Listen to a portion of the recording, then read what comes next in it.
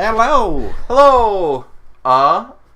We are going to talk about our top 10 video games for the year of the 2017, which was like 25 days ago. Just about. And my gosh! Today would be the official 2 years of my current job, too. Wow! What a crazy time. I didn't even think about that. Thanks for the reminder. I'm old. Shit. Right. Almost 25, 24. We're almost older than what we almost are. Yes. Yeah, we're almost 24. God, just ended already. Yeah. And the suffering. Give me a week with Dragon Ball FighterZ and then just take me away. Give me the DLC list, and if it's good enough, I'll stick around. Okay, got it. There you go. Yeah, that was a bummer. I was like, can I put the Dragon Ball FighterZ beta on the 2017 list? No. No. It's the same with a bunch of different games that, like, if it's in early access, I don't count it. It's not anymore, though. Did it come out in full release before the Yeah. end of the year? Did it? Yep. Okay, I couldn't remember. It's the only reason it counts. Fair enough. You got that 1.0 patch. Yep. Gotta get that technically. We will start from 10, and we'll just alternate, and I'm sure we'll have a little bit of crossover. Start from the bottom? Alright. Well, yeah. Well, if we cross over, like, with the title, do we want to... We'll just get to it when it's on the other list. Okay. Because we'll have some, I'm sure. Right. I know there's one game that will be on there. At least. I'm sure. There's probably at least one or two. Okay. You want to start it off? Do you want to start off with your... I'll start off because I doubt this one's on your list at all. Okay. Or do you want to start with honorable mentions? I don't have any honorable mentions because there wasn't that many games this year that I got. I got pretty much all the big games that I was interested in, and they're on this list in one shape or another. I think the only one I can really think of is probably ARMS, simply because, like... See, I couldn't talk about ARMS. Big ups to whoever the fuck thought that was a good idea and went through with it. Yeah. Because that's a pretty good game. I can get my disappointments out of the way, too, after your mentions. And probably Kingdom Hearts 2.8, simply because putting yet another portable Kingdom Hearts game on a console is good. And plus, the Fragmentary Passage, which I haven't done yet because I was saving it for recording, but I have to beat Dream Drop Distance again first, which I'm working on it. So that will be a video series from me at some point in the future, soon. Probably next month. Sweet. Yeah, yours. Okay, let's do my disappointments. Yes. I guess it's an honorable mention of disappointment. The number 2 on that, because I only have 2 of them, would be For Honor. What a great game! What a good beta! What a great game / beta.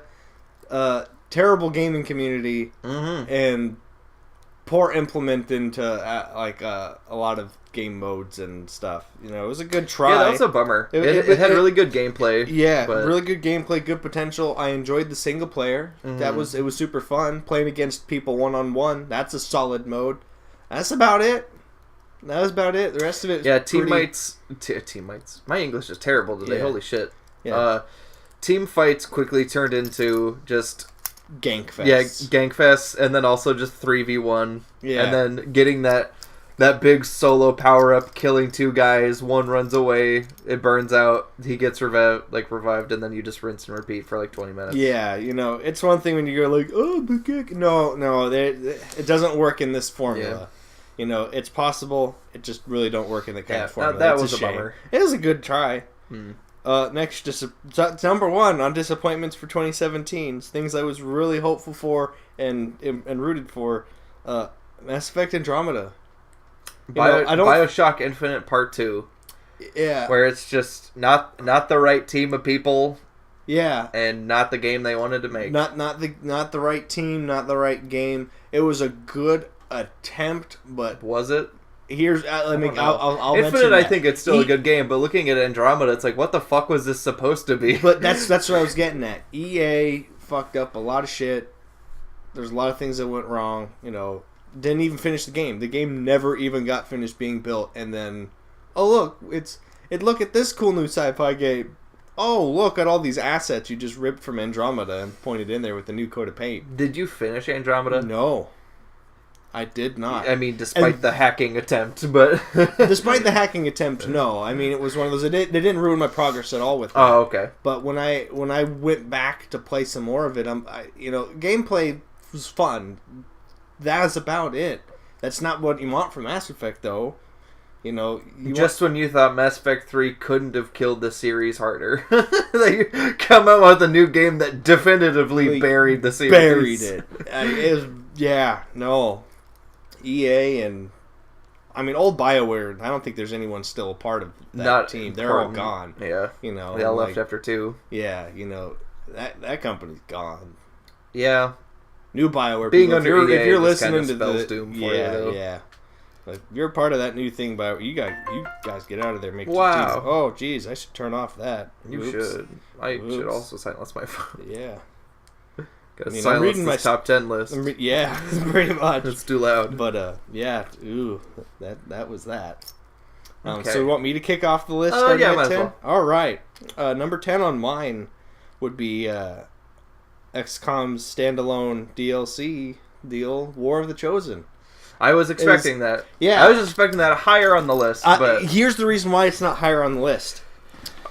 Prior, War of the Chosen came out, and I've been waiting. I've been waiting until about 3 weeks ago. Okay. Until about 3 weeks ago for the Long War update to apply to it. Because I got too used to Long War. I can't. I almost can't go back. My brain isn't wired to do it.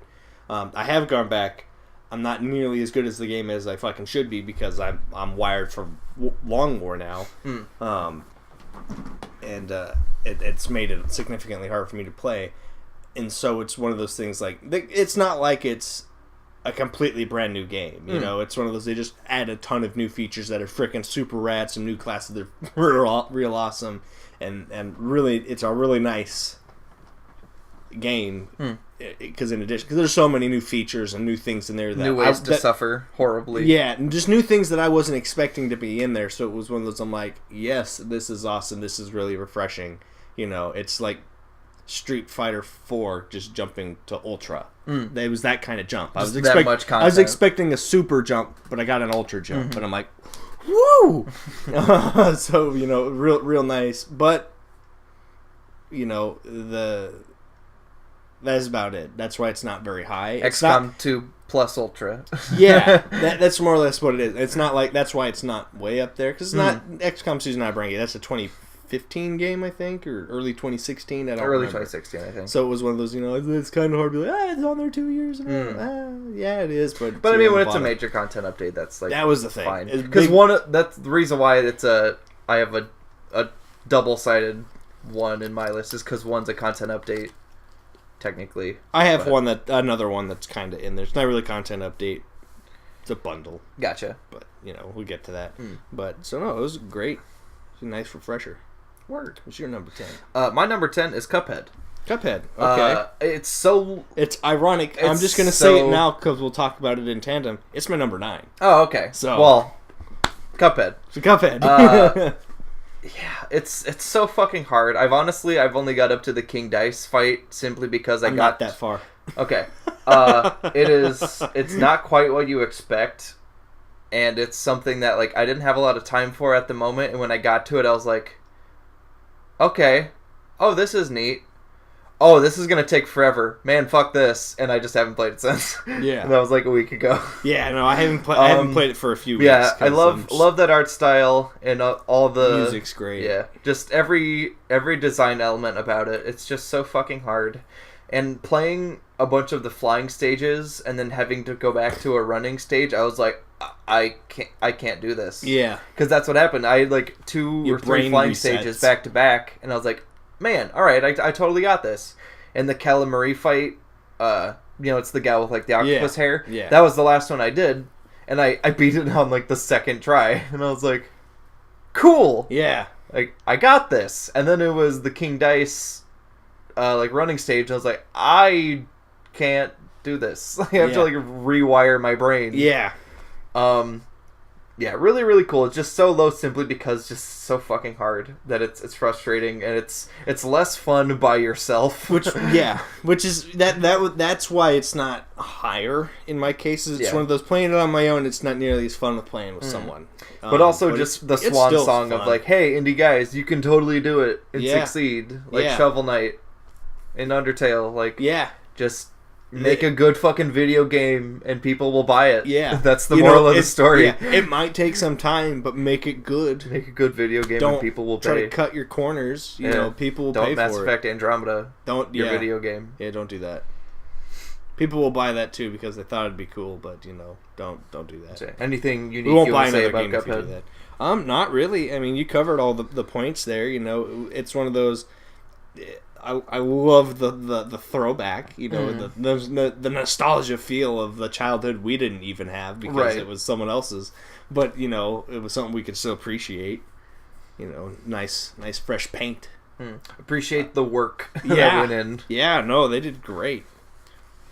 I guess I will go and jump to your 9. I'll go to my number 9. It is a it's a twofer. It's Guilty Gear Xrd, Revelator 2, and Tekken 7. I wasn't sure if that came out in 2017. I had to look it up. So I didn't have it on my list. I had to look it up. And that's why it's a two-part, because it's like fighting games of last year were like, for me personally, not great. I like Tekken a lot, but it's no Street Fighter to me.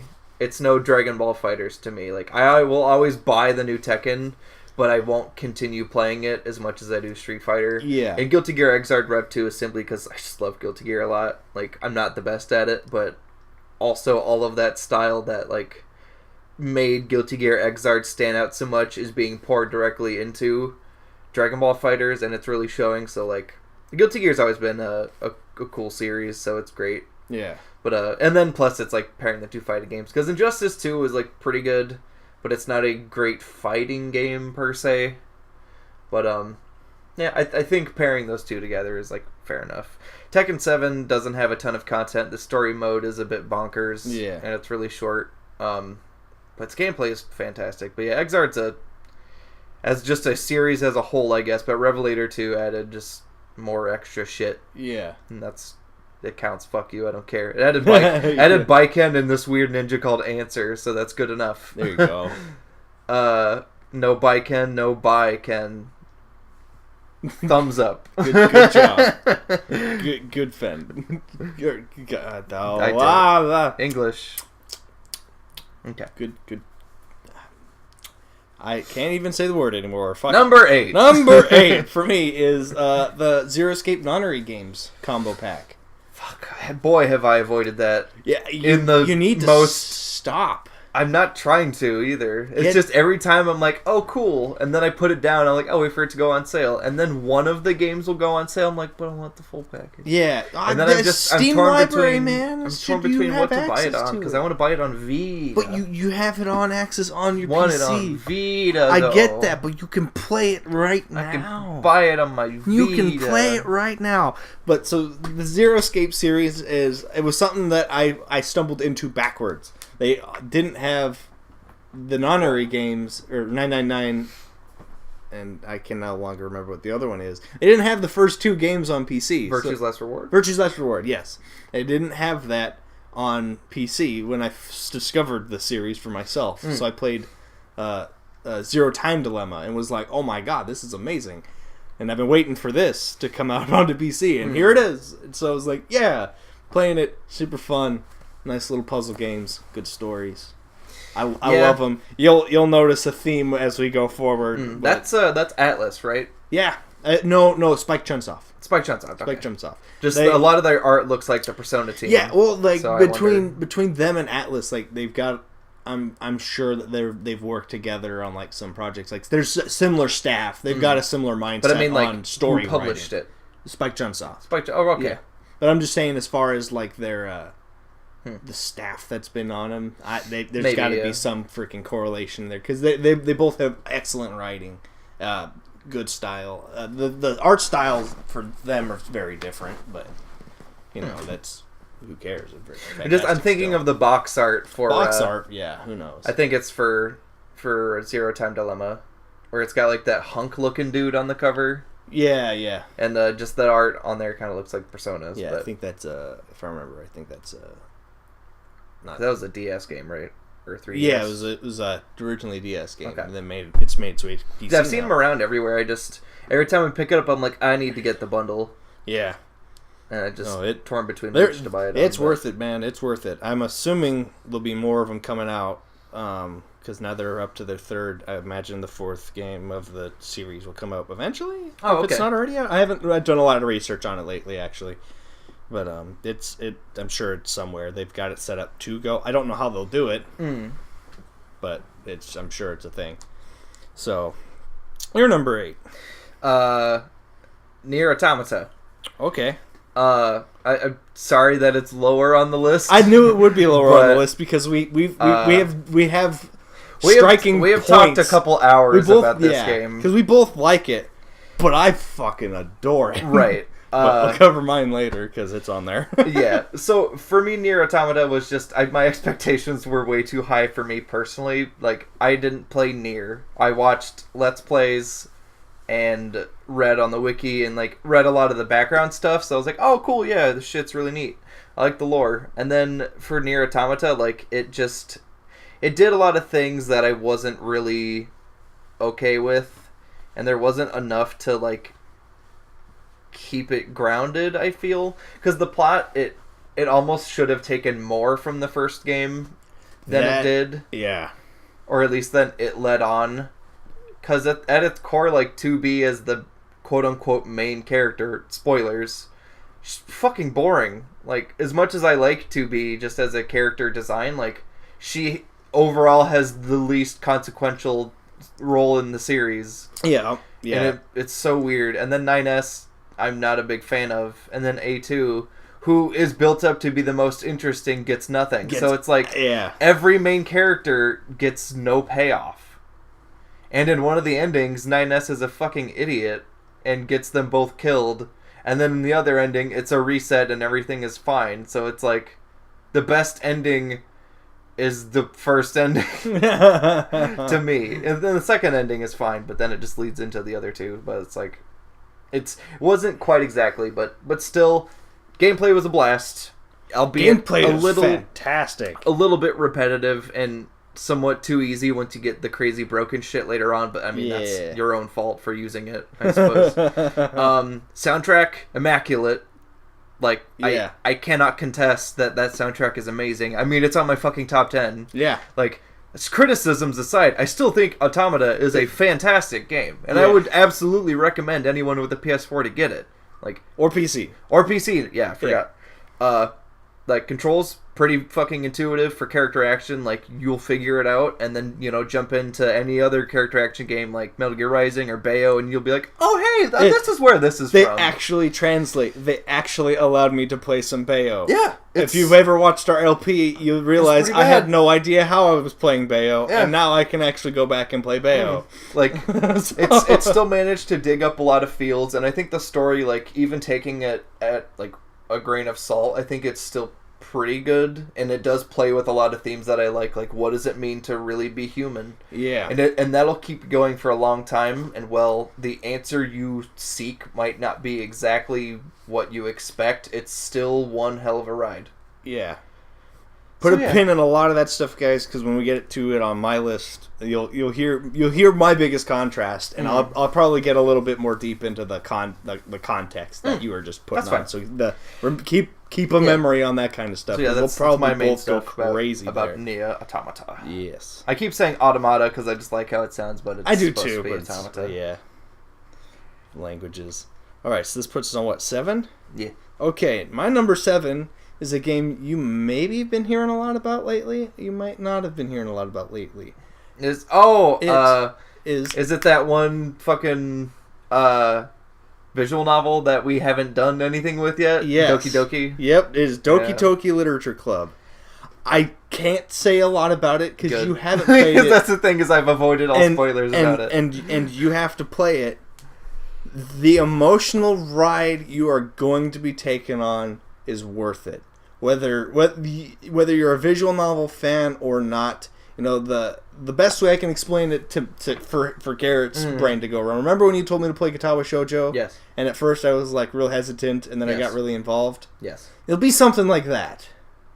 Yeah, Katawa Shoujo 100% turned me around in a visual novel. It will be. And I was like, oh fuck. Everyone else, for those who do and don't know, it will be quote unquote something nice like that. I like that. So that's the only way I can put it. But if you're hearing me, you're like, man, you're such a weeboo boy. No, Yes. go fuck yourself. Like, Yes, you're correct. I'm into that kind of stuff in a Yes. yes and no type of way. I'm not super big into romance ones in particular, because a lot of them aren't good. I just play them for the fan service moments, which a lot of them, that's all they're designed for. This one's not designed for that.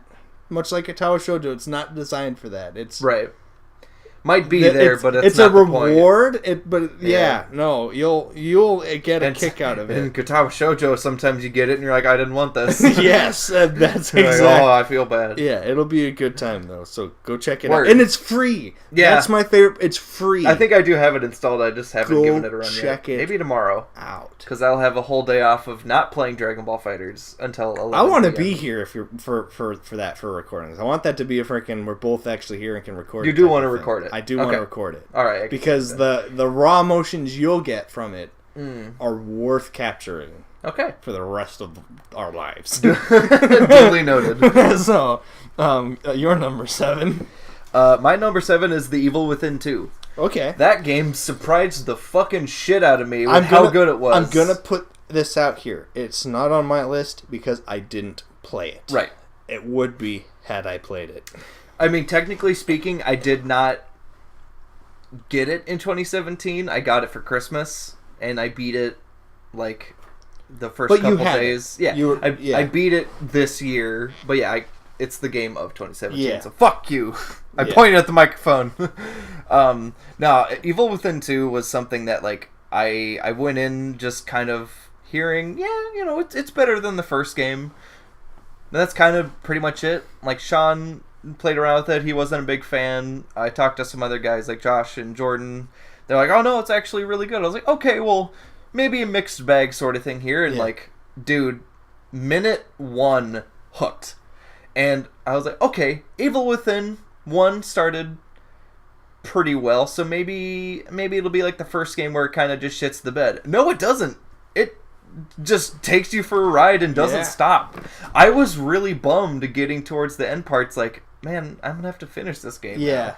Like, this is gonna be over. That was kind of like that was something I didn't have like I have to finish because I was watching an LP of it, but it was one of those things that was like, wow, this game's franchise as a whole has done a huge 180. Yeah, and I'm getting sad that we're nearing the end of this LP. Yeah, because Evil Within 1, Yeah. I beat it and I was like, yeah, that was pretty okay. And then playing it again, I stopped like halfway through, and playing it again just last year, I stopped like 2/3 of the way through because it's just fucking boring. It's a Resident Evil 4 wannabe, and everything new that it tries, it's just not gripping. Yeah. Or Evil Within 2 said, okay, how about we be a really fun video game first, which the first one already wasn't, so it's already winning on that front. Yeah. But then it told a pretty good story. Like, it's nothing that's going to blow your mind, but it has a lot of cool throwbacks to the first game, reminding you that there actually was some cool shit that wasn't buried by garbage. Yeah. And, like, the boss fight run against, Waller? Or not Waller. God damn it. The priest guy. His name might be Waller, whatever. Where you fight 3 main bosses from the first game was really fucking neato. I got really hyped. Like, I'm glad that it wasn't spoiled to me. But yeah, the game's a blast. I mean, it's fucking spooky. And they managed to do it in a more open world setting. I mean, there's some that is a little more scripted hallways, but like, the game's a blast. Like, it's usually on sale for $40. Pick it up. Like, don't even bother with the first game. There you go. It's hell of it's one hell of a game. Yeah. It's one of 2 horror games that made it to my top 10, and that is weird. It is. I actually can't say but it. Yeah. Yeah. No, Yeah. I really really like that game. It deserves to be there. I broke down and started playing a different horror game first, and then I'm gonna go back and play Evil Within 2 on hard difficulty. I need more. I need to play this again with more shit. There you go. So yeah, that's awesome. Mm-hmm. What are we on to? 6 now. Yeah. Okay. My number 6 is gonna be Danganronpa V3. Oh, okay. Now I'm gonna probably hear. Dangan Grandpa. I'm gonna hear if we ever heard anything. I would hear a shitload of backlash over this because it's my list. But no, here, like, I'm gonna throw it all out there for if it ever were to be listened to. The game is great. It's tons of love, tons of really good cases, and this and that and the other thing. The ending is where everyone's going to get at me about it. The ending was designed for one of two things. The ending was either designed as a huge troll just to influence your decisions on how you felt about the end of the game, and we'll know more when the fourth game comes out, or if it was the be-all, end-all end for the entire series, the send-off, especially or of that kind of the way that they're going with it. The reason for it, guys, is because fucking weirdo fan base people fucking actually out there killing each other. You did it. They had to end it. The franchise had too much influence. I don't know how to explain it without like telling you what happened at the ending, but they got way meta. This is the most meta people pull the Slenderman proxy sort of deal. A lot of that. There was a lot of that. The game had so many weird little tones because it was like we've talked about, I think, in the past. The game doesn't emphasize good and evil. They emphasize hope and despair, which are emotions. You can feel those. You can relate to them better. Right. And so there were a lot of people who were going out there and doing fucked up shit. Because just emphasis is under the games. And I'll admit, it's one of those, they write it so well that there are moments where, you feel a little hopeless. I can totally vouch for that. And like, and it feels, and it's not like a hopelessness. It is like a weird adrenaline rush hopelessness where you're like, fucking kill everything. And you snap out and you're like, ooh. Man, boy, am I depressed. Golly gee. So it was one of those things, but there were fans going out there. So it was one of those like they had to do that ending, guys. They had to. They needed to calm your hype boners. But spoiler part here, they had to remind everyone it's a video game. Oh. That's weird. Yeah, but that's how that's how crazy the franchise got. The people were the lines got blurry to them somehow. I don't know how that happened. Japan. Not even in just Japan. Oh shit. The game is like banned in Australia. Well, everything's banned in Australia. A lot of things are banned except in Australia. for bugs. But there's a lot of stuff like this game is banned in a lot of places. Not just this one, but like the series has been banned in places because. People are dying over it. That's bad. That's a bad thing. That's just weird. Yeah. But the game's great. So that's why it's so on the top 10 it goes. Top 10 it goes. It's a great game. Weird consequences. Weird fans. But so, no. Either that or it's just a big old troll and we'll enjoy Danganronpa 4 when it comes out. So... Or whatever they decide to call it. Because it'll be weird. I don't know how they'll call it. No, it would have to be 4 because 3 is technically the movie, and the V3. I don't fucking know. It would be called Code Geass Season 3. That's not a thing. They went to. Did they double back on that? They went to the. I think it's like Akito or Akiba, the Exile or whatever. Yeah. Is it like season 2.1? It's like so far it's nothing even related to the original series. Oh, so God, I haven't finished it. Okay. It's one of those things like, you know how when we talked about Mass Effect and we wanted like the spin-off back to like Garrus and all that? Yeah. I don't think this is it. I think this is more like Andromeda. Oh. So that's why I haven't finished it. Moving on. Your number. Speaking of just weird games, number 6, Yakuza 0. It was that a 2017? That was 2017. I thought that was 2016. If I'm wrong, I'm sorry. That would have been on my list if it were 2017. But I'm pretty damn sure. You know what? In case I am wrong, Kiwami, which did come out last year. Yeah, but I'll make the same on case because I haven't played it. I will make the same case for both in case I'm super wrong because I thought of it and I forgot to look it up. Yeah. Yakuza 0 / Kiwami.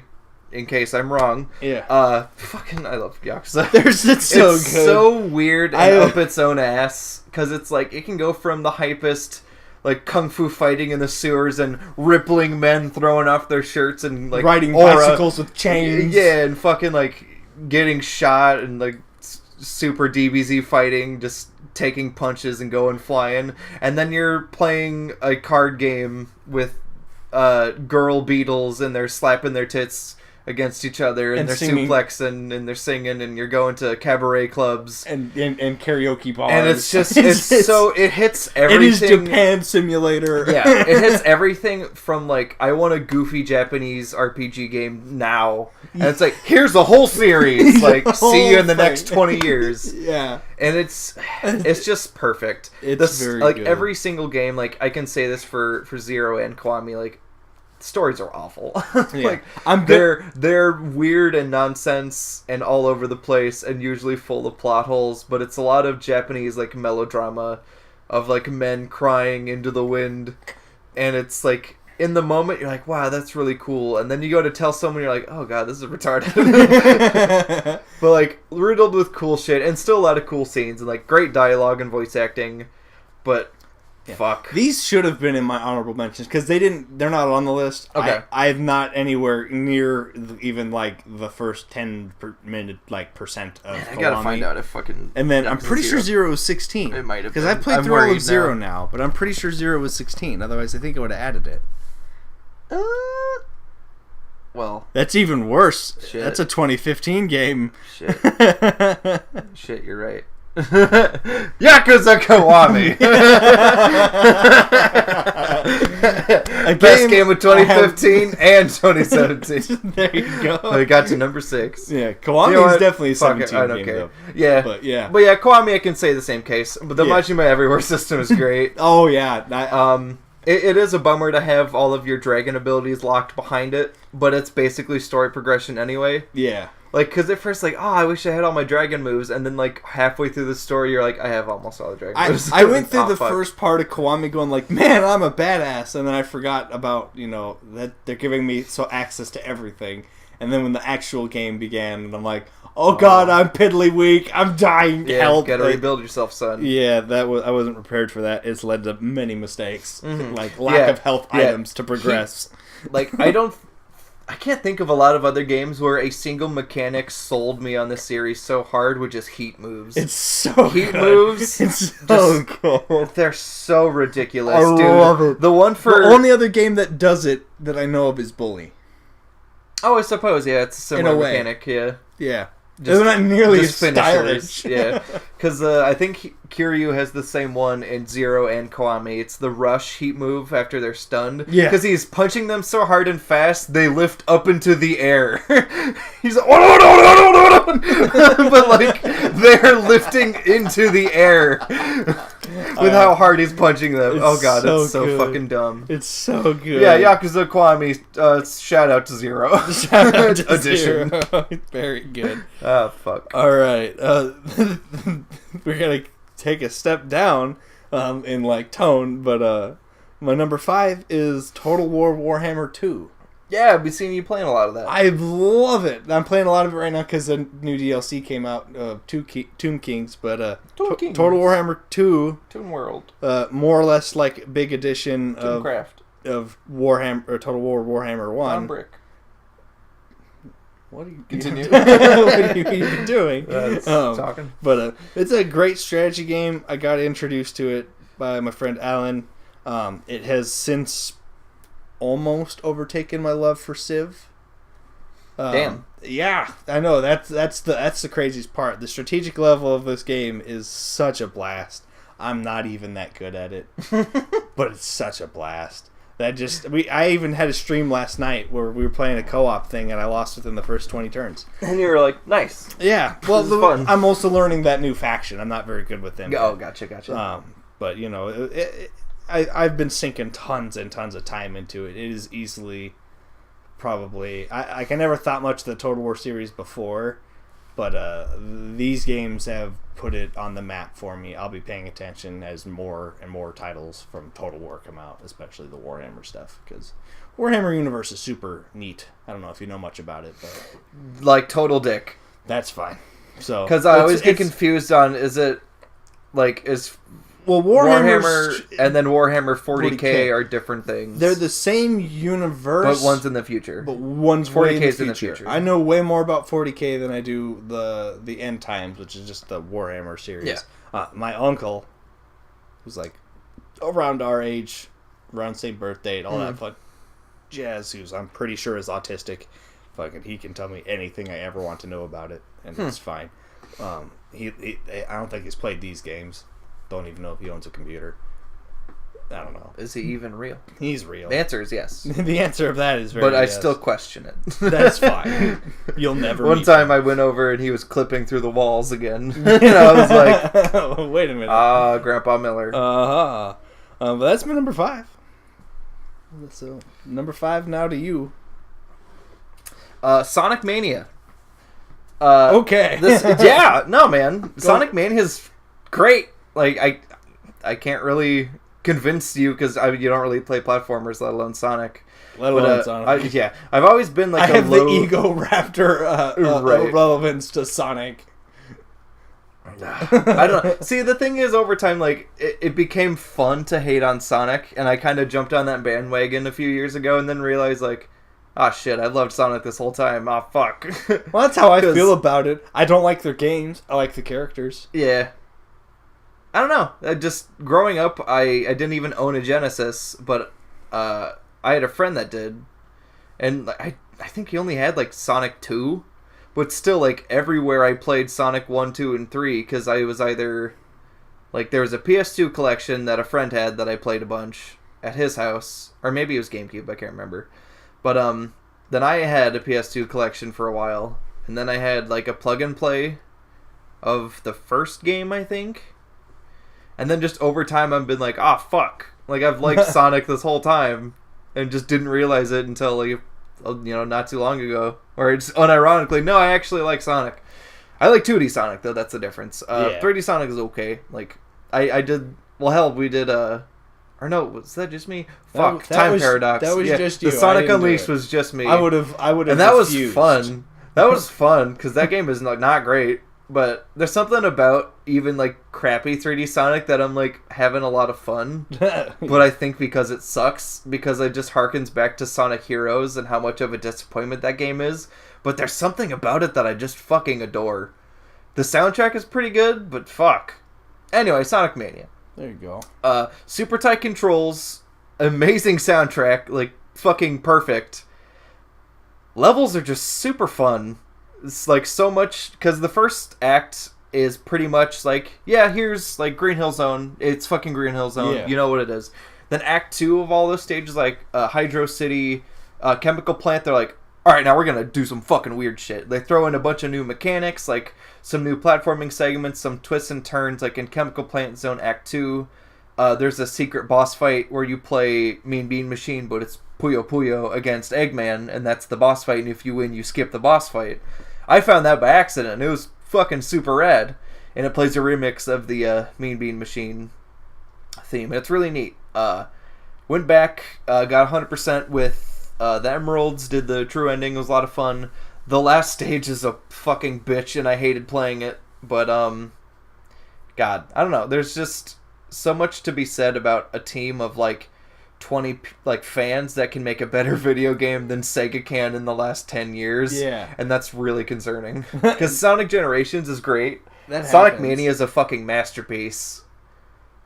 I just remembered something. I'm gonna backtrack when we get back to me. Okay. So, Sonic Mania is really good. There you go. It's on the Switch. Portability. I don't have They fixed the Switch. bug. It's okay. There's a bug that you couldn't hit the home button, so you couldn't close the app without actually turning the console off. It was fucking weird. They fixed it within like a week. That's good. Yeah, I never did get that collector's edition. I was kind of bummed. It came with the Sonic statue, and like you could pull out a little drawer, and it had a ring in it. It was really cool. Yeah, Sonic Mania. There you go. 10 out of 10. All right. Best game. 10 out of 10. Best game. Best Game Sonic of the year. game. Game of the year. Game of the year. Number 5. Number 5. Best number 5 out of 10. Best number 5 out of 10. That's fair.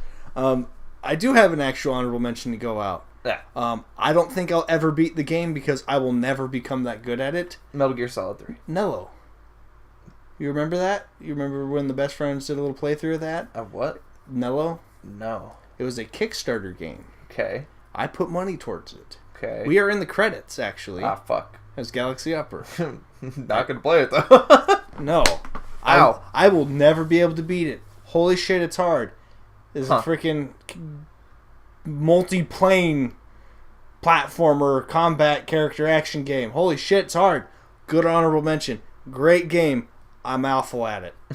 Awful. Awful. That's how bad he is. That's He's how awful. bad I am. I can barely speak thinking about it. But Go go check it out. I forgot. That officially came out 2017. That's like the end of the year. Same with Yakuza 0. Totally came out in 2017. No, it didn't. I'm so bummed because when I was like writing all these down, I was like, "Oh yeah, Yakuza 0," because something in my head was telling me like, "Yeah, it came out late because of localization," and then I remember like Kiwami was coming out so soon and people were so excited, but it was just like, no, I just bought 0 really late, and by the time I finished it, Kiwami was just about to come out. Yeah. So I'm just retarded, but. Everyone knew that already. It's okay. That was an honorable mention, is me being retarded. Was the 12th game out of 10. There you go. For last year. It's all good. All right, number 4. I'm sure you knew it was going to make it onto the list eventually. PlayerUnknown's Battlegrounds. I'm surprised it is that low. Actually, Really? I expected it to be number 2. Why? It's so simple. Like, here's the reason why. There's no fucking story, man. It's just a player battle royale. The only reason why it's on the list is such a huge fucking game, and I'm really good at it. Yeah, I'm really good at shocking, frankly. Yeah, compared to how many games I'm bad at. Yeah, I'm really good at this one. It's like real life. I'm really bad at surviving, but I'm still alive. I don't know how. Here. I'm still here. Won't leave my house. It's just like PUBG. I get shot at and fought at all the time. I'm still alive until the very end, essentially. So, yeah, no, but it's number 4. I mean, there's not much more to tell you about. It's just fun to shoot. It's a great little game. I think the Xbox version is good. Yeah. It's not on my list simply because I just liked other shit more. Yeah. Yeah, I think the Xbox version is solid. I mean, they're constantly pushing out patches for performance. I mean, it's a fucking console version of a PC game. Like, if I'm being 100% honest, the game guys. shouldn't have even been released like as a full release at that point. Well, it's game preview. But or like you mean how it came out? The way it's like come PC? out. Yeah. I mean, it's one of those, but it's I think they just wanted to push it out just to say they did it. Yeah. Because so many games linger in early access for eternity. Like, was that H1Z1 that is still in early access? H1Z1 still in early access. Subnautica just left early access. Really? Hey. Yeah. 3 to 4 years later, it's finally out of early access. They've been pumping shit in. They for a long time, they though. did. You know, and it's one of those things like I can't believe I'm saying this, but kudos to the freaking big YouTubers Jacksepticeye and Markiplier and all of them that game alive, keeping it alive. afloat. You know, yeah, keeping it afloat. It was one of those things I didn't hear about it until Jack had played it, but you know, if it had made its way into my screen at some point before that, I'd have totally played it. But it was one of those, you know, thank God he freaking did it. It's the only reason it continued. You know, freaking, it's a great game. It's beautiful. I'm afraid of the ocean, and this takes full advantage of that. But it is so pretty. No, I played it one time and kind of just gave up. Because I saw something in the deep waters, and I was like, nah, I'm good. Yeah, no, it totally plays on my fears, but it's so pretty. It's so fun. It's great. Yeah, PUBG. Yeah, so, but... it's good. Yeah. If you PUBG play Fortnite 4 Battle Royale, that's fine. Just accept that you're bad at PUBG. Yeah. Because that's why you're playing it. That's exact. And it's free. That is my exact thing when I've talked to my friend Matt, you know. He's like, let's play some Fortnite. I'm like, you're just bad at PUBG. And he's like, no, Fortnite's better. I'm like, no, you're fucking stupid. If you're listening, Matt. Having been stuck at Connor's house the last couple nights due to weather and to hang out, him and his roommate play a ton of Fortnite. And watching it, I was like, maybe I was mean about this game. But still watching it, I'm like, I still don't want to play it. Yeah, here's the thing. Are you playing Fortnite, or are you playing Battle Royale? Dude, I don't think anyone's playing Fortnite. They're playing Battle Royale. That's what I'm getting at. You know, if you're it's playing almost Fortnite, like that original release was a fucking waste of everyone's time. Yeah. Because it was. People can fly, you can suck my dick, you ruined Gears of War. They made Judgment. I know that game fucking sucks. I know. They made Bulletstorm. That game's fucking sweet. Where's Bulletstorm 2? Oh wait, no, Duke Nukem Edition. $60. Yeah. Fuck you. Yeah. I still like Bulletstorm a lot, but I'm gonna hold that judgment to my chest for eternity. You fucked up. That's bad. Moving on. Moving on. Number 4. PUBG. Number 4 is Breath of the Wild. Oh, really? That low. That low. Because number 1 and 2 are the heavy hitters. Wow. No, Breath I of the Wild. can't wait to get there. Holy shit. Because, number 1 was a shocker to me, because I had to think about it. Yeah, because I was, like, the more I thought about it, I was like, oh, fuck. No, I really love this game. But no, Breath of the Wild, it's a masterpiece. It's like, a the top 5 beautiful games on here are all masterpieces. Yeah. But Breath of the Wild, just so captivating and just fun to not play the video game. Yeah. Just go around and do shit. It recaptured that thing I loved about Wind Waker so much, was just adventure. Yeah. Where it holds onto your hand so faintly for like half an hour, and then it's like, be free, like free to the wildlands, my son. Yeah. And you're just like, what do I do? It's like, I'm gonna go that way. Yeah. And what's this shit? Whoa, what is that? And then just that such a supreme natural sense of adventure that I haven't felt since Skyrim and like Wind Waker. Yeah. Where it was just fun to explore, and such a good storyline in an open world that was just, it was just crazy that they could pull it off so well. Well, I'll cover more of some of my thoughts when we get to me. Okay. It's also there. But even though you played the Wii U version. Yeah, still, it doesn't make... It's not that it's worse, it just has some... It just graphical, has shitty frame rate issues. Yeah, but it has some frame rate issues. It's not as pretty. Yeah, but just it's still super pretty. tight controls. Soundtrack, I think, is the only thing I can give a knock against the game, because it's not memorable. Because it's sleepy versions of all the other tunes, but it's just like, I can point at every other Zelda game and say like, yeah, I remember like at least 3 tracks. Yeah. But all I remember is the field theme, which kind of plays into Zelda's Lullaby. And like, that's it. Only thing soundtrack related that I can remember is being targeted by an ancient. Yeah. The ancient anything's about the only thing that the actually Guardians sticks to my yeah, head. just fun to fight everything. I loved. So good. Whereas just picking up, dude, that was the one thing from Wind Waker that I wanted back in something, was picking up an enemy weapon, because that was so fucking neato. Yeah. And they never did it again. Because I remember playing that at a fucking Walmart when I was like, well, shit, before Wind Waker came out. That was like, what, 2002? So I was like 8. Yeah, it was early. I was like 8 or 9 tops, and like playing that and like picking up a torch and like picking up an enemy like sword. I was like, oh my god, like you can do that? Yeah. Because that was so weird for Zelda. Like picking up like bottles and like pots and shit and like bombs, sure, but then Breath of the Wild's like, how about you pick up everything? Like, whoa. Yeah, if you could pick up this tree. Yeah, I can even lift this heavy rock. But yeah, just the powers you got. Oh no, the rock picked me up. Oh no, I'm the rock now. Look at me. I'm the rock now. I knew the way. Sorry. Okay, Knuckles. But yeah, just the storyline was a blast. Like, the fight with Ganon was actually satisfying, even though he didn't get to be Ganondorf, which was fine. Yeah. But I wanted that, like, man-to-man relationship, but man versus nature is still incredibly fascinating. And that was a lot of the purpose of this game. It's like, it wasn't Ganon the man, it was Ganon the force. Yeah. Where it was just, the essence of Ganon is such a threat to this land that it has just been fucked. Yeah. And just, exploring, like, the destroyed Hyrule Castle, just as fun as it was in Ocarina of Time. Yeah. Just with a new coat of paint, but goddamn, I love that game. That game. Now, I would boot it up just to fly up to a mountain and then surf on a shield the whole way down. I still, like, you're gonna laugh, I still haven't finished the game because I keep putting everything off because I keep exploring, especially every time I get another Zelda amiibo and I'm right. amiibo. Just keep adding stuff. Right. Adds up to my repertoire. I still haven't beat it. I'm still not even technically close to beating it, but I'm actually pretty close. If I wanted to be super technical, I have like 2 specific things I'd have to do to be there, but like I am purposefully ignoring them. Yeah, one hell of a game. It's a great game. I'm worried for the future of Zelda, because how the fuck are you gonna top that? You're not going to be able to.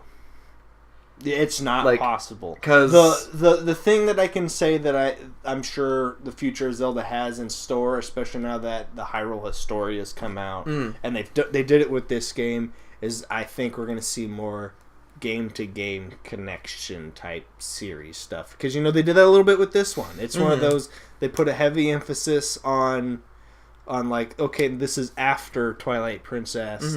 There's remnants of that in there. And while giving a decent prelude to, like, because the timeline stuff, the world flooding and all that for Wind Waker and all that, I get essence to that, the fact that might have happened because Kid Link wasn't around to progress the timeline all the way up to that point. And so the world flooded. Fucking Ruto just kept fucking pouring water. Right. Like, well, whatever. Something along those lines. Well, I'm sure it's a little more convoluted than that. But, I mean, that's what I'm pretty sure we'll see is more connections. But as far as, like, the rest, I don't know. They're going to have a hell of a time coming up with anything to top this one. With Link Between Worlds, I can kind of say that is probably the most definitive 2D Zelda game. Like, if you're like, hey, I want to get into Zelda, what should I play? Like, okay, 2D. Link Between Worlds, 3D, Breath of the Wild. I would, and they haven't made a quote-unquote different 2D Zelda. They made Triforce Heroes, which is Link Between Worlds engine, so it's relatively the same game. I mean, different mechanics, but like... Yeah, with 3D Zeldas, it's one of those... I'd say start with Breath of the Wild, but if I said breath. You said breast. Whatever. I would say start with Breath of the Wild, but I'd almost there's a couple. I'd almost say if you play that and you set your expectation that for the rest of the series, you might be highly disappointed. I would almost still play Twilight. You'll still start with Ocarina of Time. Twilight. We've had this a million times. I know, it's just Wind funny. Waker versus Twilight Princess fans have this weird thing where they love one and hate the other, and there's no mixing the two. I still haven't played Wind Waker to actually find out if I hate it or like it better or not, because I'm still like on the I don't like the style. Fuck that style. I love that style. I know. Well, you guess love what? that That's style. what we got. Breath of the Wild, bitch. So who won? We both did. Wind Waker won. It's the blend. It is the blend of the two. Yeah, it's what we always wanted. Which is it's the Zelda game for anyone who's ever wanted to play Zelda. It hasn't. Yeah, it is a fantastic. Breath of the Wild is the best Zelda game, but Wind Waker's still my favorite. But Breath of the Wild is like right fucking there. It's literally a single Link hair away. They're holding hands. Yeah. It's that way. Bafflingly fantastic. Yeah. Like, well, one game of the year, legitimately. Yeah. And fine. And it's so good, we're still going to talk about it again later. Oh, yeah. Because it's on my list. Masterpiece. So we gotta get it's a masterpiece. But let's move like on I said, before my we top get five stuck. are all masterpieces. Yeah.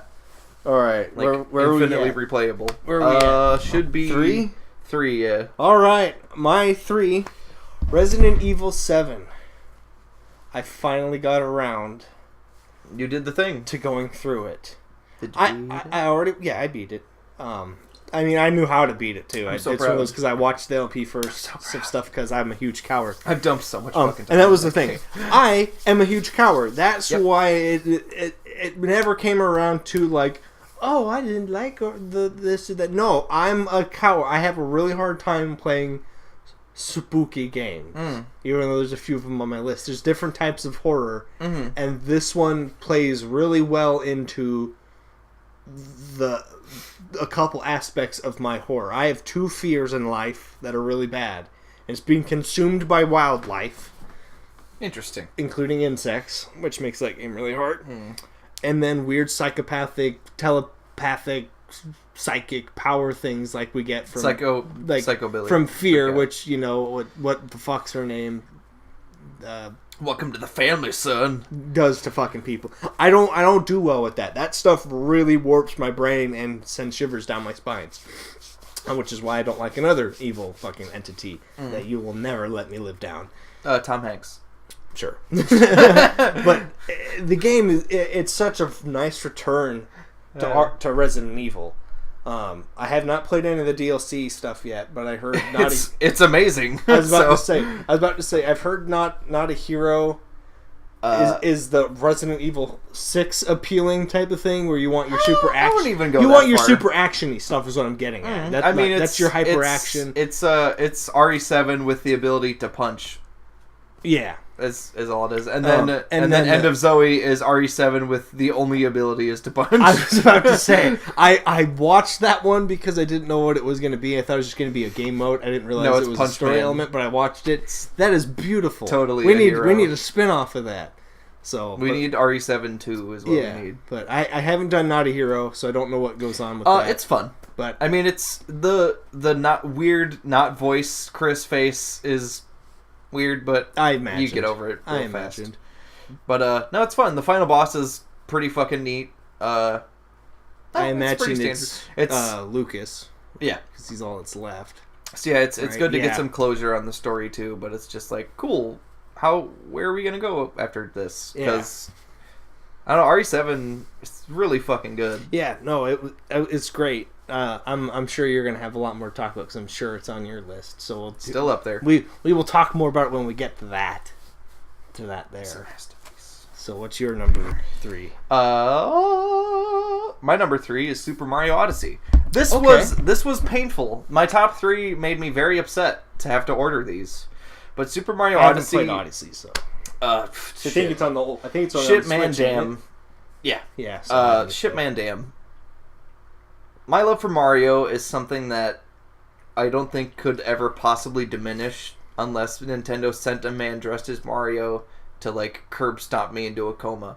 And then the moment I awoke, he did it again. Yeah. Like your love for Mario is almost as much as you love Spider-Man. I love Mario more than Spider-Man. Yes? Yes. That's the reason why I don't see Mario on your wall. Well, yeah, because I don't have a poster of it. Okay, fair enough. No, like, as a kid, the colors red and blue are just something I grew so attached to playing the Super Nintendo that when I saw Spider-Man, he was red and blue. So when I was a little babby, I was like, I like that. Yeah. Because he's red and blue. My favorite hockey team, red and blue. Red and blue. I am noticing red and blue. Red and blue. This trend is really starting to. My favorite colors are red and blue. You'll notice on a lot of things, red and blue. How have I gone my entire life knowing you, not noticing that? I'm looking around this room. There's red and blue all over the fucking place. Yeah, I knew it, but I didn't recognize as a little it. boy. Holy shit! Yeah, nice. as a little boy, Mario engraved like deep into my subconscious that anything is red and blue, I will like it because it deep down connects it to Mario. Yeah. I adore Mario so goddamn fucking much, and Odyssey is a masterpiece. Yeah. So I went in like new Mario game. It's going to be good. And guess what? It was fantastic. Like I put it right up there with Super Mario World. Like, Galaxy 64, like, it's one of the greats, like, right off the bat. It's just fun to play. It's fun to jump around. And the music is so fucking good, man. When, did you watch any, like, Let's Plays ever? Yeah, no, I've watched tons of Let's Plays on it. So, when you do the New Donk City Festival, I was in tears. Like, I had not gotten that far. Okay. So, it's a big throwback to Donkey Kong and, like, Mario as a whole, but, like, New Donk City... I know what New Donk City is. I'm not at this festival. Okay, at the festival. Okay, so I'm near it. I'm not there, but I'm near it. But when you do the festival and just all the setup and just that level in general is a ton of fun. Also, just really fucking good level design. It's fun turning into enemies, just jumping around, figuring out tons of secrets, and just a lot of things that, much like Breath of the Wild, where they clearly knew people were gonna try some goofy bullshit and see if it would work, and they planned for it. And that's the kind of touch that I think Nintendo has over every other company. Yeah. Period.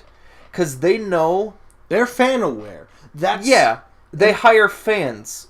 Well, dude, I've read in that Super Nintendo Guide to Superpower book, they would hire fans that may not even have game design. Yeah. Like in their docket, it's like, oh, you're an accountant, okay. You're an artist, okay. You play video games, no. Okay, well, let's get an outside view on this and see maybe we're missing something. And just Nintendo has always had that touch with everything. Like, it's so crazy that every like first party game is just a knock out of the park. But yeah, Odyssey it's flawless. It's super fun, and goddamn that theme song. Yeah, theme song is so fucking good.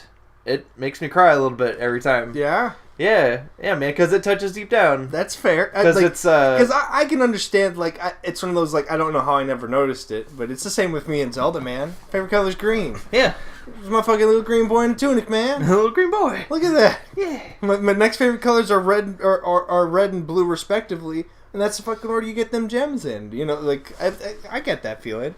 So I'm like, yeah. I'm with you. There's certain songs I can't think about without tearing up. Yeah. Mine, I get the it. line. The line that always gets to me is that because we're all superstars, because we're the ones who made it this far. Because at first it's pointing to you and the player as Mario. It's like because you're our superstar, because you're the one that made it this far. But then it's like, nah, man, we're all superstars. Yeah. And I'm getting a little teary. Yeah. But just that just touches me so deep down because it's like we're all still here. Like Nintendo fans are all still here. And we're still getting all this shit. So, like, seeing the Switch be the successful Nintendo, like, taking 2018 in stride to where they can sell you fucking cardboard that has me excited for it. Yeah. That I'm like, shit, man. Like, I want to get on that. I want to punch the robots. There you go. Yeah, Odyssey, it's a masterpiece. That's good. That's good. It's good. Let's talk about something else before I... All right, we're on 2 now? We're on number 2. We're on number 2. All right, what was my number 2? My number 2 was Nier Automata. I know your number 1. You now know what my number 1 is. But my number 2 was Nier Automata. The only things that I really have to add into what we talked about with that is because it's one of those 2B freaking boring character. A2 or what the fuck? A2. A2 built to be this big thing that never really becomes anything.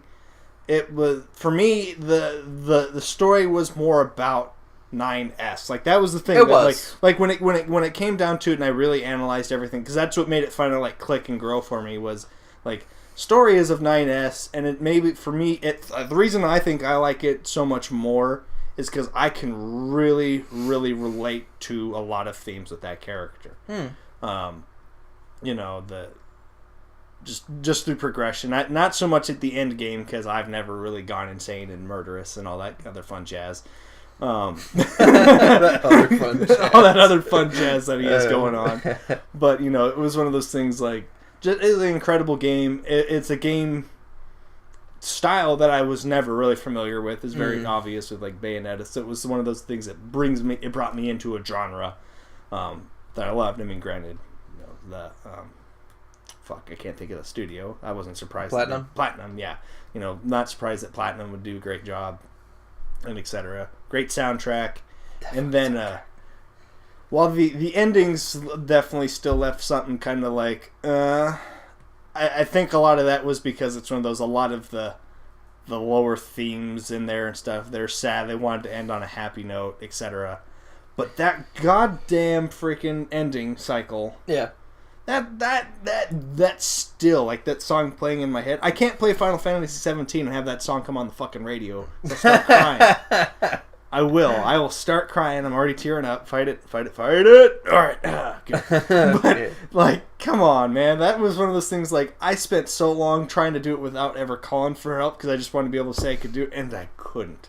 It's one of those things I couldn't. Like, I remember I was texting you when I was going through that, and I was like, this is fucking awful. It's so... But then, like, getting to that moment when you realize, like, I get it now. Yeah, and when you finally break. Like, yeah. That's it. Rein it in, Miller. Rein it in. It's it really it's so touching because it's one of those things like it's a double-edged type of like. For me, that moment really hits home because it's one of those things.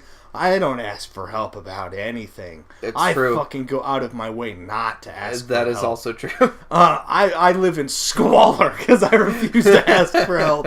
And so being forced to ask for help and be rewarded was such a beautiful moment. And it was the point, too. That was the point. I haven't really applied it into my life, but that's all right. it was real good. It didn't make me feel bad, especially when it's when those like, you know what, you want to help someone else, and I'm like, yeah, I kind of have to now, because that's how I'm wired. If I'm getting help, I have to help at least like 12-fold. So that's how I work. Now that ending sequence was really, really cool. It was really well done. It has left an impact on like many of these other titles did. They've left their mark on my body, so to speak. I will always carry that with me for the rest of my life. Yeah, that's another thing why I want to push. I mean, not quite on the emotional note, but just the gravitas of a platinum ending, which is why we need to get through Bayo and Bayo 2. Yeah. Because, boy, those endings. Yes. Because the first one will certainly take you for a ride.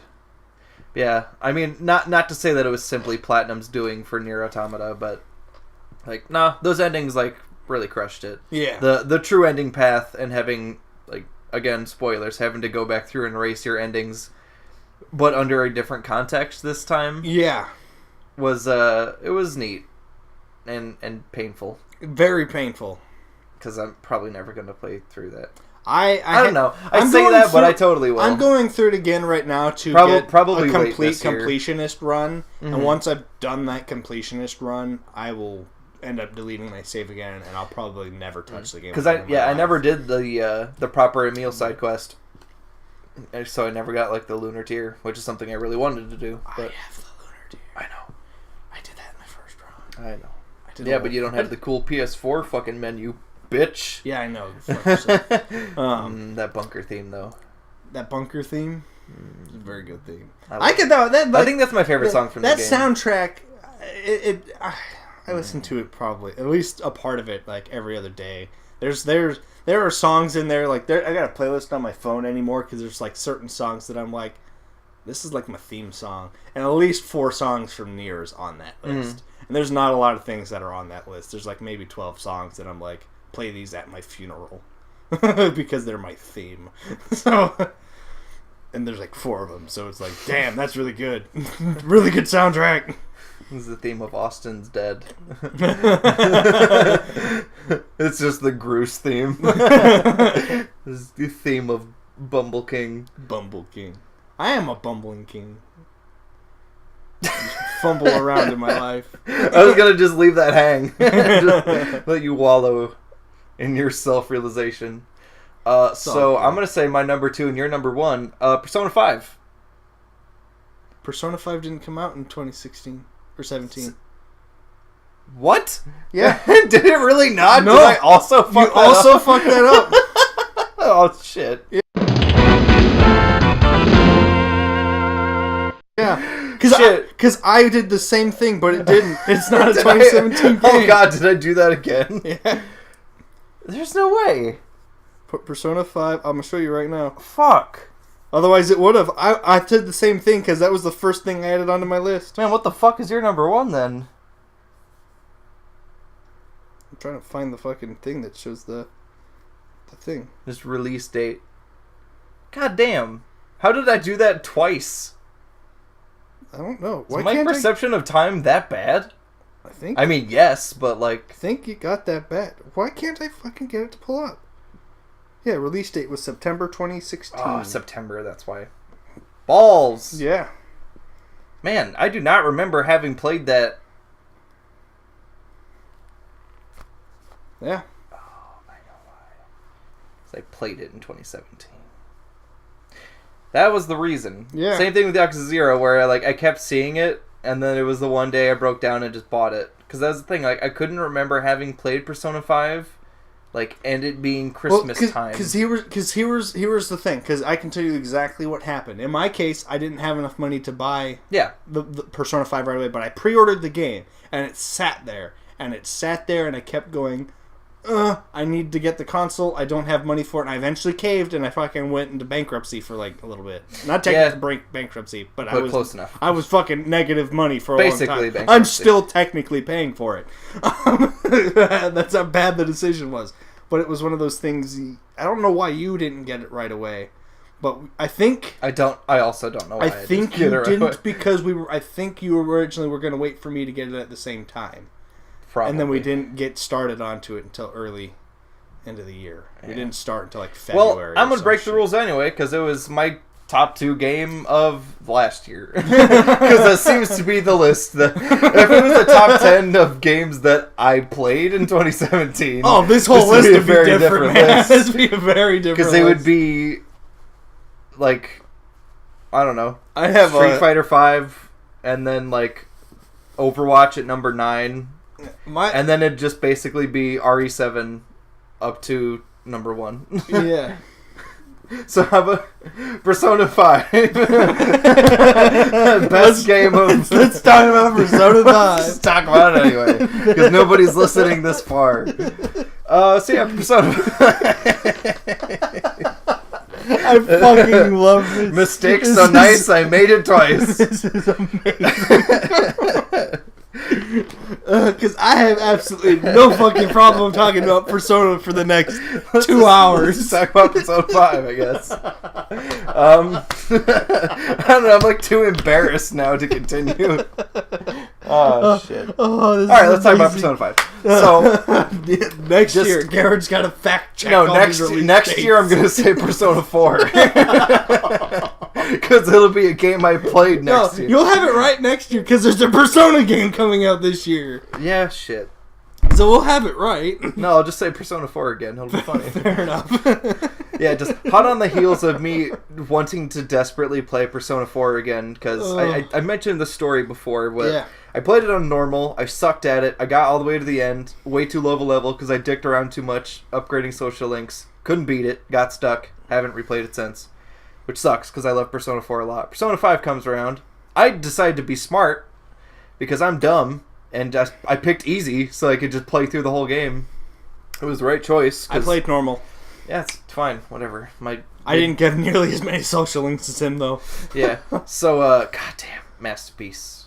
And I did, like, here's the worst part about that. Like, and I'm sure I've mentioned it before, but, like, I was, like, one-shotting almost all of the freaking, not mementos, the... Shadows?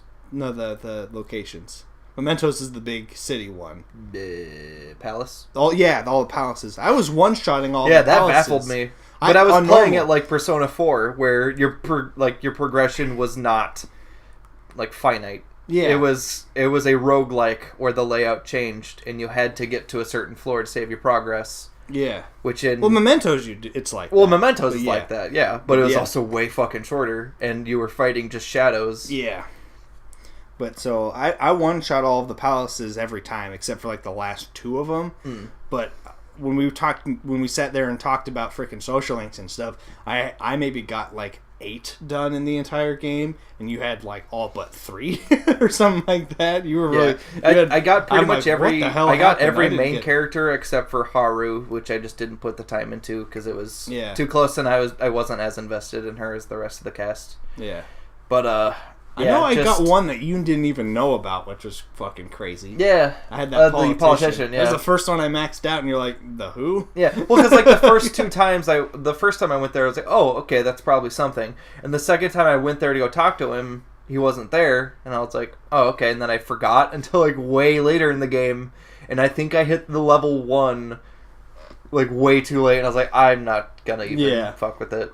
But yeah, just style, and endless style that game has. Because every Persona's got to have a vibe. And acid jazz. Acid jazz was that's just the term. I couldn't remember what it is. Hard shading on everything. Love it. For the portraits. Just, It was fantastic. Good-ass story. Like, same thing I can say with like Breath of the Wild and Wind Waker. It's like, I still think Persona 4 is my favorite, but Persona 5 is the better game. But Kawakami, man, I don't know. Because looking at Chi, I'm like, but Kawakami. Like, Kawakami is just in another dimension of best girl that it's not even fair. I didn't even get far in her line, so I never really got to it. My current best girl is still Makoto. That's fine. Because she was number 2. Futaba was a close third. Yeah. But... yeah. It's hard when it's almost the little sister type. But she's up that was the thing. And that's the thing. That's what kind of hits. Plus, because Sojiro is just like, hey man, you like slamming my daughter, and it's like, no. And he's like, oh, I mean, if you wanna. Yeah. It's like, what? What? He's like, call me Dad. He's like, do I bang you or your daughter? Like, what are you asking for here, man? But yeah, just character development. I'll bang you if you want, but fucking perfect. Nah, yeah. I'm really excited to go back through and just live it again. Yeah. Because Persona 5 is such a ride. Because Persona 4 is just fucking hard and confusing, and dungeons are not fun. Yeah. I've said before that Persona and dungeons are a necessary evil, because honestly, if I could just have my Japan student simulator with no dungeons, I would pay more money for that. I'm going to send you a game. But just so you can get something close. Their characters are not nearly as interesting, but it's close. And there's some fan service. But that said, I still think the combat of Persona is fucking great. Yeah. And the new mechanics added into 5 make it so much easier. Oh, yeah. 4 is hard, and 3 is even worse. 3 is difficult, which you had no way of knowing this, which makes this even the more funnier, was because one of the songs from Persona 5 played on my phone the other day on the random shuffle, and I'm like, I should go back and finish Persona 3. I'm so close. I'm so close to being able to finish it, because until I will not start 4 until I beat 3. And we've talked about this. I won't start it until I beat it, and I'm so close, Garrett. I'm so close. Just gotta dump in those 90 hours. Close. I gotta get on the moon. To the moon. To the moon. To the moon. Yeah, Persona 5 breaking its year date. I don't care. Yeah. Number 2. Number 2, yeah. I still adore that game. Did we do number 2? Yeah, that's number 2. Well, that's my number 2. I don't remember saying my number 2. Duh. Oh, I did. It was near. Yes. Yeah. Whoops. Yeah, I blanked. Yeah, just so much style, so much to do, and not quite as much pressure as a fixed time to get shit done as previous games. Yeah. Just masterpiece. It's a masterpiece. I still love the fact, I know you're number 1, so my number 2 and your number 1 is Persona 5! I'm like so proud, yeah, I did it! Incorrect! Yeah, streamers fall down. Yeah! Persona 5! Wrong year, my friend. Very good one, though. Very good. Good. It was a good try. I applaud your effort. And I love the enthusiasm. All right. So I'm going to crawl back in. I can't wait to see what your number 1 is, though. Because I have no fucking clue. Especially judging from the fact that my number 2 was a game that didn't even come out in the same year. Number 1 is anything, really. It's Super Mario World. It's Persona 4. It's Dragon Ball Fighters. The game's not even out yet. There you go. PUBG. So my number 1 game is Breath of the Wild. Nice. That's why I said we gotta put a pin into it real quick, because there's some things that I want to talk about it. Because the big thing that I wanted to jump back to with it was an emphasis of some storyline stuff. It's one of those, because it's one of those, it's such a... You can streamline it if you want to, but you won't get anything out of it. Why even bother? Yeah, and then they've got all these small little things that you can encounter that build the story around you. And the thing that sells that is it's when you find it under the context of exploring the world in your own right. It's one of those, it's not like you can just go and get it. You can kind of be like, okay, well, I see this mountain, so it's somewhere around there, but you still have to explore the region, understand what's going on, and it brings context to the rest of the world in a way that it's like a natural side quest that you make for yourself. It's a random encounter that's not quite so random. Right. It's such a neat little feature, getting the memories back, things like that. Some of the times it's one of those, I didn't even know I was right by it. There are things that oh, hey, something's been going on with this like it's really cold up there. I was about to say something wrong with the dragon. That's not true. They were like, it's really cold up there. No one goes up there. It's terrifying. You get up and you're like, oh my gosh, oh shit, this is how bad Ganon's shit has got. And it shows you a whole other set of side quest you didn't even know about. Like, whoa, yeah, I can do this. Yeah, kind of like in Skyrim. It's just like, I'm gonna go up that mountain. I don't care what it takes. Yeah. Or like exploring the just like the lava areas and the snow areas when you're not prepared, and just downing potions to keep yourself alive just because you want to see shit. Yeah. Leaving Epona on a mountain somewhere in the distance and just like... I've used my horse little to no times in this game at all, because I've found if I ride Epona, unless an ancient's around... There's stuff I'm going to see, and I'm going to stop, and I'd rather not just get back up and off. I'm just going to walk everything. Right. There's shit everywhere, everywhere. It's one of those. Well, we'll chop down this tree, and there's something in there apparently. Just so much shit you can do in that game. So good. I love it so much, and Zelda is my favorite franchise of all time. I mean, there's a lot of really good up ones there that have games that I'd like, oh yeah, no, this is higher than this Zelda game and stuff, but I love Zelda so much. It's akin to Phantom Pain, where just the gameplay possibilities are just mind-blowing. Yeah. But Zelda just does it better. Yeah, Zelda does it better. It's such a great series. This was an excellent addition to it. In a fun new direction. It was one of those... Because a lot of people had this, I want a giant open world Zelda game. And you know, they listen. They're like, cool. Well, and they were like, okay. Here it is. Here you go. We talked about it with Mario Odyssey. Nintendo's got a great fan base. And they know what people want. And they know what we want. So it's one of those, and they have no problem looking at it and going, all right, can we do it? How can we do it? All right, let's do it. You know, and it's not like they go, it's not really quite working, we'll figure something. No, they're like, here's how we're going to make it work. Yeah. We've got some things to do. You know, it's Breath of the Wild does a lot of stuff that other games don't. There's some elements that people are like, oh, but this isn't here, that's... You didn't need it, though. I didn't need a hook shot. I got a paraglider. No, you didn't. You know, and frankly, it's fine. Yeah. Just use Rivali's Gale. Yeah. Which was more fun. Yeah, you know, there was so much to do. There's so many things to find, you know, and they can build on this. So much to do, so much to see. So what's wrong with taking the back streets? You'll never know if you don't go. Oh wow! But never shine if you don't glow. Yeah, and the game had no problem throwing in tons of challenges for people who are just tearing it up. And helping those along who needed the help, you know. Yeah. A lot of them extra abilities. Some of them never even use. Yep. Other ones freaking use all the time. Time stop. Yeah. Go nuts. This is great. Hours spent on time stop. Just riding boulders. And dying. Rinse and repeat. Yeah. Because it was fun. Snowboarding, man. Yeah. Come on. Like, what video game? I'm not even a sports guy. What other video game I'm like, I'm going to go snowboarding. Oh, there's some enemies right there. Paraglide. Yeah. Yeah. Cut you down. I can't think of one. There isn't. Yeah. and that's why, like so like that good. in Mario Odyssey, just like so much time spent not actually playing the video game. Yeah. Like, sitting in a one confined area, just messing around with all of the tools at your disposal. Just talking to cacti. Yeah.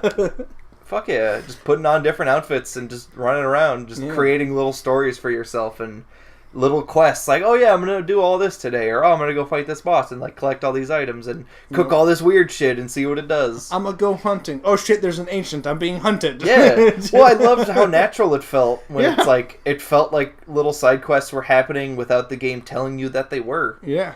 And then if there was a reward, like, neat. If there wasn't, you had a good time. Yeah. Oh, it was real good. Like, nothing in that game is out of place. Like, not a blade of grass, besides where the Master Sword is, that lags the game a little bit when you spawn in. Even on the Switch, it's rough. There's a lot of grass. But you just cut it down, man. Masterpiece. Just cut it down. So that's my number one. My number one...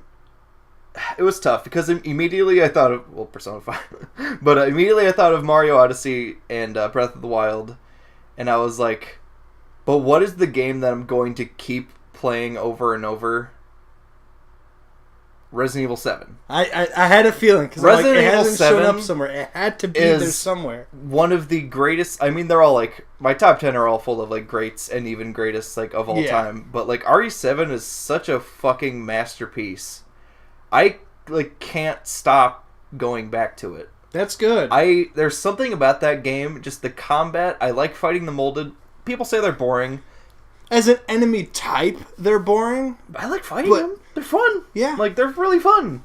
Like, God, RE7 is so fucking fun. I played through it, shit my pants constantly, was terrified, beat the game. It's like, cool. Tried it on Madhouse, got to the main estate, shit my pants, quit, got too scared, it was too hard. I haven't gone back to play Madhouse yet. I played through the game again, trying to increase my speed. Then I played through it again on easy. Did the speed run. Got the achievements for it. I think I beat it in... It was like 3:32 or something. It was under 4 hours. Then I, like just the other day, I was really depressed and I was just like, I don't really want to play anything because the Dragon Ball FighterZ beta was over and I was like, I have to wait till like fucking Thursday night before I even like want to play anything. I was like, I'll play some RE7, and I got in like 2 hours. I got all the way up to Marguerite's first boss fight, and I was just like, I'm home. Like RE7 is just so fun. It's cozy. It's the horror that it hits all those right points where like Jack scared the fucking shit out of me. Still, it's after you fight him the first time in the garage. He appears later when you're upstairs in the first estate. Well, the second estate, but like the main Baker estate. And you go into the bathroom and he appears and he throws you over the tub and he has that weird like shovel spinner thing, whatever. It's like a weird rake. And so I was like, okay. So I bolted out of that room, fell down the part of the broken stairs, ran into the main foyer with like the dog head door. Yeah. I went into the shotgun room, and I was going to take the shotgun off so that the door locked behind me, just so like I could see him leave. I didn't hear him. I was like, okay, I go to grab the shotgun. Didn't have enough shit in my inventory. I'm like, ah, damn. And I just do the quick turn, and he's about to hit me in the face. And I fucking screamed and like dropped the controller. And I was like, God damn it, Jack. Like, silent. That whole way, he just like ran after me, just dead silent. And just up until that moment. It's a masterpiece. Like the DLC, DLC was a blast. Daughters was interesting. 21 was really fun because like fucking with Lucas. Nightmare, which is like the 5 a.m. survive the waves thing. I have dumped so much time into that mode. It's just fun. I like shooting the molded. Yeah. Like I like fighting. That's one of my favorite modes. The combat is my favorite thing from that game. It's so simple, but it's just fun. It's such a beautiful return to what I think everyone loved about Resident Evil, but in a new light, because it's just RE1, but in first person. Yeah. And it's something where... And it's more horror-orientated again. That's the thing that I wanted to see the most. And I'm a huge coward. Dude, same. No, I mean, I'm a big coward. If only slightly more than me. I'm just a lot more than you, but it's one of those things like... That's what I wanted. That's what I wanted back from Resident Evil. I wanted to feel scared again. Yeah. You know? And I didn't feel scared at all in 6. And not even 4, really. Like, except for the regenerators. 4 when I was playing it the first time, it scared me. And then 5, it had its moments, but it wasn't one of those, like, it's not inherently scary. But playing through a horror game is kind of like watching, like, a horror movie again, because you know all the, like, the high points that are going to spook you, and every time you see it, you're like, yeah! And just reliving that, like, what was once total fear, which now is like, now I'm going to kick your fucking ass! Yeah! Where, and just with all the shit you can unlock, just, like, going through a playthrough with a bunch of random shit, like, just guns you wouldn't normally use. So, like, this playthrough, I'm using the standard handgun, the double barrel, and then the saw blade, just to switch it up, and, just seeing new shit from time to time still, just, like, enemies that come out in unexpected spots, and just, like, maximizing or just goofing around. And plus it's fun playing a horror game, especially Resident Evil, where you just remember where shit is, because it's not quite as linear, kind of like the old ones, because I've always said I wanted to go back to play RE1, but I'm too stupid for it, because they're confusing, and remembering layouts isn't really my specialty, but in first person, and especially like I mean, familiar to me more now, but it's also a much smaller game, because it's pretty short. Yeah. I can recognize where to go, and I remember where things are. So playing through it, again, on normal, I'm like, I fucking remember where this shit is, and that's what terrifies me about Madhouse, because it switches enemy and item layouts. Yeah. And so much familiarity that I'm so comfortable with in that game is just shattered. It's gone. Like, and that scared the fuck out of me. Because I remember there's a spot where you get to use the Scorpion Key door early, and there's a molded, like, right there. And I yelled. So I was like, you're not supposed to be here! And, like, oh, shit. And, That's the rest awesome. of the DLC, so there was, Daughter's 21, Ethan Must Die, which I can't fucking even scratch. It is so impossible. God damn it, I've tried, but it's so hard. I mean, it's just, like, it's not even really a side story, it's just a mini game.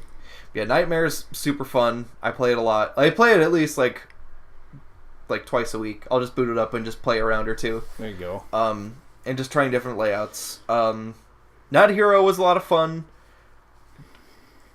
It's not as good as End of Zoe, but End of Zoe just had so much more to offer as just like, I don't know, here's some other guy just punching shit. Yeah. Like, doing the combos was fun, and the new areas were neat, and getting closure on the story was really cool, because you saw the ending.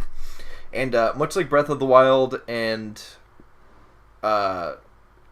Odyssey, I guess, to an extent, I'm not as worried for Mario, but it's like, okay, now what? What are we going to get after RE7? Yeah. Because they've proved that, okay, Capcom knows how to not fuck it up. Yeah. For once. Like, Monster Hunter World, yeah, they can still make Monster Hunter just fine. Like, Street Fighter V, maybe a little bit of a flop, but, like, I still think it's pretty fun to play. And, like, the arcade edition shows a lot of promise from Capcom, where it's like, hey, here's a lot of new shit. Guess what? It's fucking free. Arcade mode, here's 200 extra pieces of art that you can unlock. Like, okay, I'll play that. I want that. Yeah. And in RE7, just showing, like, okay, no, Capcom, I think they're starting to get their shit on lockdown. Marvel vs. Capcom Infinite has totally flopped, and they're just going to leave it behind, and that's kind of just the state of it. Yeah. That's whatever, but I guess that's what they get for rushing it out so fast. But, like, Resident Evil 8, if it's not in first person, I'm going to be like, I'll be questioning their motives. It's one of those things, like, it doesn't necessarily have to be first person. I think they'd be at a huge loss if they didn't. But again, it's one of those, I don't know. Because here's the one thing that's got me definitely nervous about certain game franchises going forward is VR and VR compatibility and stuff like that, because it's one of those. I desperately want to play RE7 in VR, man. See, it fucking sucks that it's only on PS4, and while I do have PS4, it's like I don't want to buy the fucking headset just for that. Yeah, but the other half of the equation with things like that is it's one of those, like, all right, cool, we know it's doable because they did it with RE7 and the PlayStation. But it's one of those, how are you going to build your game? And I mean that very little. How you balance it around VR? That's the issue. Yeah. Because if it's one of those, like, oh yeah, cool, I'm going to play it here on PC. Oh, the game is built to be played on VR, so it's not so well designed for me. And RE7 did fine. The only thing I can knock against RE7 is that you can tell that its graphical fidelity was built around VR. In mind. Because it looks really good, but it's just a teeny bit muddy. Just a teeny bit. Like, you can tell that they dumbed it down as much as they needed to, but kept it looking as pretty as they could for VR. And that's something I can even, with Fallout 4 VR, a lot of people are like, oh my god, it's so amazing. Shit, I still need to check it out. Oh, it's so good. We'll check it out when we're at my place. Oh, fuck. Oh, god, I'm never going to escape. Yeah, but like, when I went into VATS, I was looking at the Deathclaw. And you're like, oh shit. I'm like, something's not right here. And I found all the little differences and stuff. Because they have to dumb down the model. Yep. because they had so many things. It's one of those things. It's still so amazing, right? Of course, but it's a limited technology. But and that's exactly it. So it's one of those. What are you going to model after? And that's the thing that's got me. And it can be done. It can be done super well because Fallout 4 VR and Resident Evil 7's VR. I'm assuming the same thing happened where it's one of those like, all right, we built the game. Ooh, VR. From what I've seen from VR, it looks like almost identical. Yeah. Because the thing is, it's just a headset. You don't control it with the Move controllers or anything. Yeah. You still have a controller. So yeah, and that's the whole thing that I get. What I'm getting at with it is one of those like, all right, this, that, and the other thing. Where I'm getting at with is it's one of those, all right, they're able to base game into VR just fine. I don't know how it'll work. Vice versa. VR to back. I haven't seen anything try that. I don't think we ever will, and that's what makes me nervous. Is because they go, "Oh yeah, VR is the future," and so they prioritize it around building it that way, and then try to bring it back. This is clunky. Who cares? That's what I'm nervous about. So, I think that's a legit. They prove they can do it. Yeah. One way, I'm nervous that they're going to try to build it and go backwards, which might not work. We know it works this way, so my brain tells me, be smart, just build it that way again, because it works. but some companies, like Capcom, have no problems foolishly making a mistake. And it probably wouldn't even be that big a thing, but in the long run, I don't think it hurt him that much. No. But I'm really, really happy that RE7 was such a big hit. God damn, I fucking love that game. And that's the only thing I can point at and say, because it's I can blast through RE7 in a fucking day. Yeah. And still want to keep playing it again. Yeah. Woo. Hello. Where Odyssey or Breath of the Wild, it's I kind of want to start from scratch. I mean, Odyssey, I still need to go through and get all the power moons, which I'm slowly chipping away at. But for Breath of the Wild, I'd want to restart. But it's that's a lot of time investment versus when you hit that point in a game where you're fully stocked and you're comfy. RE7 hits that perfect gradual increase because you start with a fucking box cutter. Yeah. And I have the New Game Plus shit, which I used the Albert handgun until I got the standard gun, which is weaker, but I was I want to switch things up. So yeah,